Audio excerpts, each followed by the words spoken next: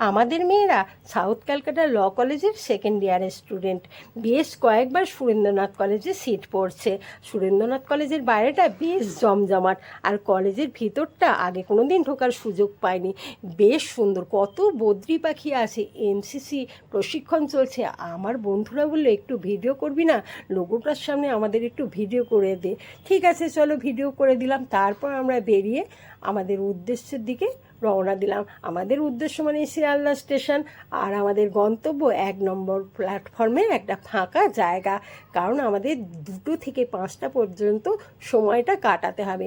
চাদর পাতা হয়ে গেল, আমরাও বসে পড়লাম। কত খাবার দেখেছো, খাবার খেতেই আমরা ব্যস্ত আছি, কারণ 2টো থেকে 5টা পর্যন্ত আমাদের তো কাটাতে হবে। এটা না হলে চলে আমাদের। যে যেমন পেরেছি এনেছি, সবাই ভাগ করে সেই খাবারটা আমরা খাই।